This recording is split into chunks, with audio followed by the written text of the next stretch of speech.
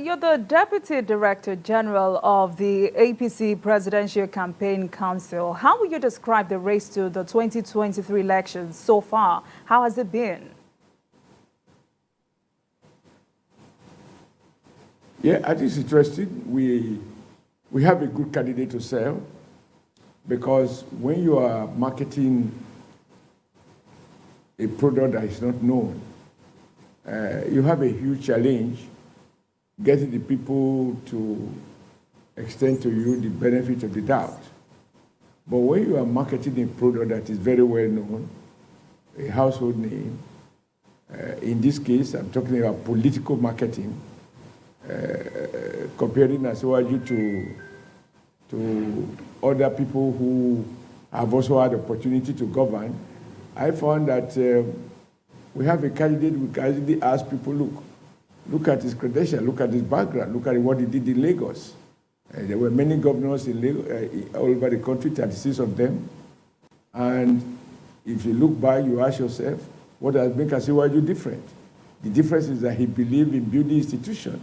He believed in mentoring young people. He believed in, what he always referred to, I can do spirit. He is not given to lamentation. He sees challenges as opportunity to make a difference. And I tell people that I was in Lagos, organizing strikes and protests, and I saw military governments using horsewhip to control traffic in Lagos. Nobody believed it was possible to expand the roads in Lagos. And area boys, you have to be strong, able-bodied man and woman to be able to board Molue in Lagos. Everything appeared hopeless. Even the military had no clue with all their power to decree as they deem fit. From that situation, we find a young man in 1999 who had just returned from exile, having fought the military and insisted that Nigeria be governed with the consent of the people and that democracy is the way to go. And for that, he paid his price. He came back, contested the election, won in Lagos. He fought battles with the then federal might. They dealt with him, he dealt with them. And as you can recall, by 2003, the then PDP federal might was used to clean out all the AD governors in the Southwest. He's on record as the only one who survived it. He tried to breathe air to the concept of federalism, like I tried to say today in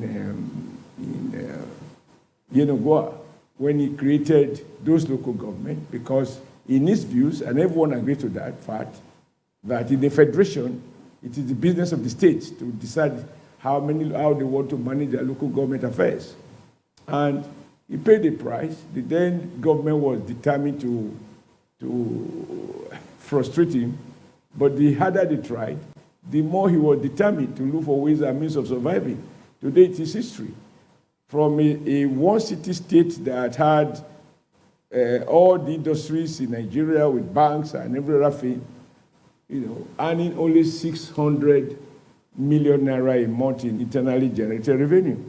And we insisted, I do remember as president of the NLC, that Lagos should pay the same minimum wage as the federal government, which was 7,500 naira at that time. And Oshiomhole told me, look, comrades, we are working on our internally generated revenue. We will raise the money, and Lagos will meet its obligation to workers and will be an example of a public sector employer.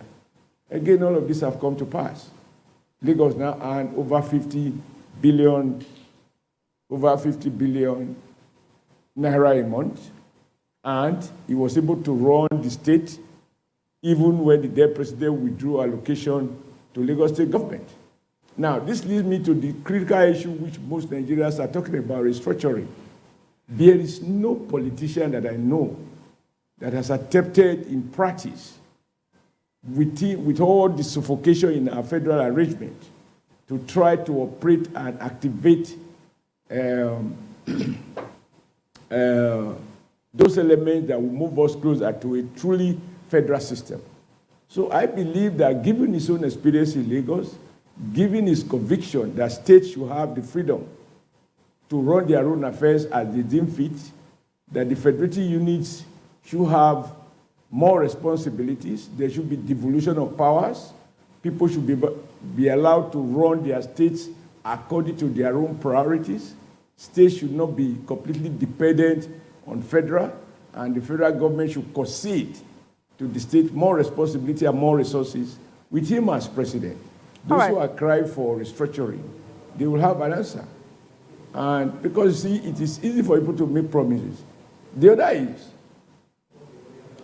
APC as a party, at least we are on record as having set up a committee to look at this issue under Governor El-Rufai, and he came up with a very interesting report on how we can approach the issue of restructuring in a way that we will have what will amount to a fairly more effective federal system.